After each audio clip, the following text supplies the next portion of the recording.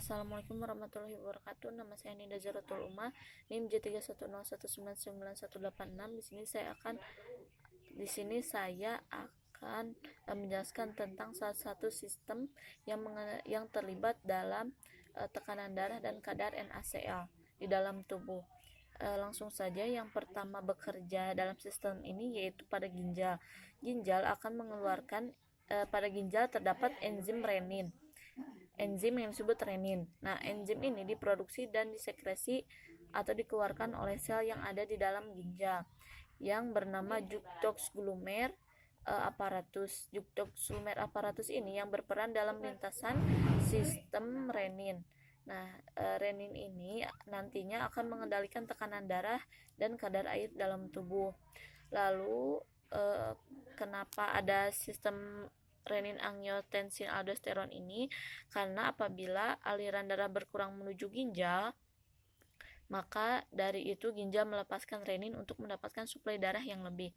Lalu renin nanti akan memasuki aliran darah balik atau vena ke hati. Karena untuk memasuki pembuluh darah ini harus melewati hepar terlebih dahulu. Lalu nanti setelah melewati hepar, di hepar atau hati memiliki sebuah hormon yang disebut angiotensinogen. Angiotensinogen ini merupakan bentuk tidak aktif dari angiotensin dan merupakan sebagai prekursor. Nanti angiotensinogen ini akan berubah menjadi angiotensin 1. Angiotensin 1 dengan mengikuti aliran darah menuju aliran darah sistemik.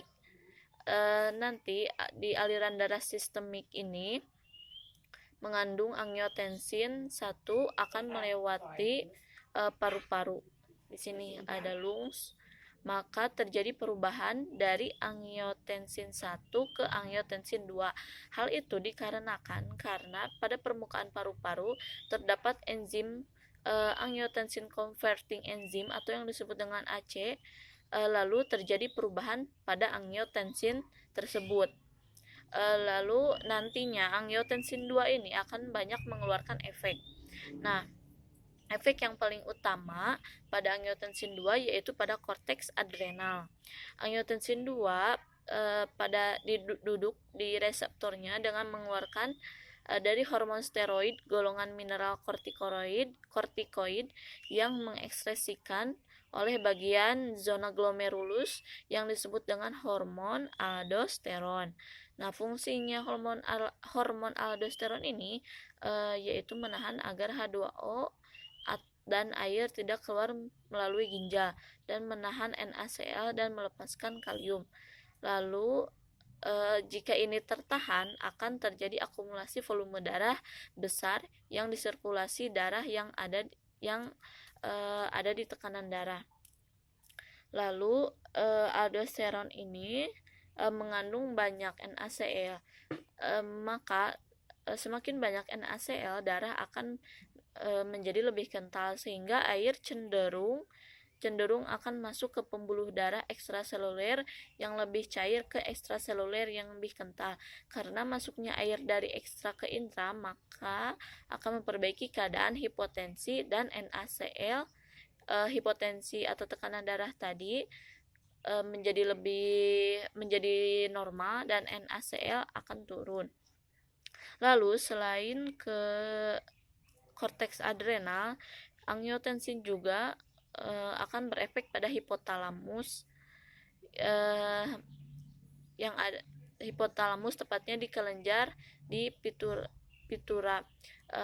Kelenjar ini nanti akan menghasilkan ADH atau vasopresin. Nah, vasopresin ini akan meningkatkan reabsorpsi air atau natrium dan bantu menaikkan volume CES dan tekanan darah akan kembali menjadi normal.